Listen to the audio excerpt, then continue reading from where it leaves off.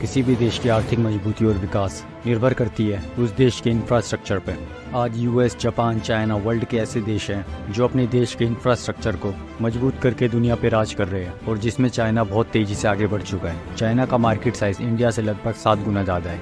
ऐसा नहीं है चाइना ने सब चंद सालों में या एकदम से हासिल किया है, बल्कि इसको हासिल करने के लिए चाइना को कई साल लग गए हैं। इसके लिए चाइना ने बहुत सारे रूल बनाए, और इसमें से जो मेन रूल था वो था प्रोडक्शन स्पीड को बढ़ाना। जी हाँ, दुनिया भर की कंपनीज को चाइना में इस्टेब्लिश करने के लिए चाइना ने बहुत सी पॉलिसीज़ में बदलाव किए जो कंपनीज को चाइना में आने के लिए बैरियर बन रही थी।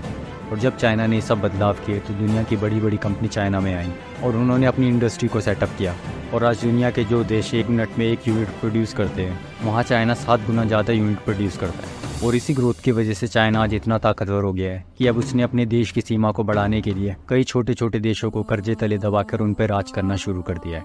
अब सवाल ये आता है, क्या कोई देश चाइना को टक्कर दे सकता है? तो आपको बता दें, आज भी कई देश मानते हैं कि सही मायने में भारत ही चाइना के खिलाफ खड़ा हो सकता है, क्योंकि लास्ट 6 से 8 सालों में भारत में जो चेंजेस देखे गए हैं उससे ये बात तो साफ हुई है कि भारत ऐसे ही काम करता रहा तो आने वाले कुछ ही सालों में चाइना पीछे हो जाएगा। अब आप सोच रहे होंगे हम ऐसा कैसे कह सकते हैं? तो भारत के प्रोडक्शन रेट पिछले कुछ सालों में चाइना से काफ़ी ज़्यादा है। पहले भारत ग्लोबल मैन्युफैक्चरिंग के मामले में कई देशों से पीछे था, लेकिन अब भारत ग्लोबल मैन्युफैक्चरिंग के वर्ल्ड में टॉप 5 कंट्रीज की लिस्ट में है, और जल्द ही भारत और देशों से आगे निकल जाएगा। अब हम बात करते हैं कैसे भारत आने वाले टाइम में ग्लोबल मैन्युफैक्चरिंग में काफ़ी देशों को पीछे छोड़ देगा और कैसे आने वाला टाइम भारत का होगा। चलिए तो बात करते हैं उस रोड मैप की जो भारत ने डेवलप किया है। गवर्नमेंट द्वारा हमारे देश में 111 लाख करोड़ की लागत से 11 इंडस्ट्रियल कॉरिडोर को डेवलप किया जा रहा है, जो आने वाले समय में हमारे देश के इंफ्रास्ट्रक्चर को तो ग्रो करेंगे ही, बल्कि इकोनॉमी को भी तेजी से बढ़ाएंगे। इन इंडस्ट्रियल कॉरिडोर को वर्ल्ड क्लास इंफ्रास्ट्रक्चर के साथ डेवलप किया जा रहा है, जहां इंडस्ट्रियल एरिया होने के साथ साथ smart city, world class connectivities,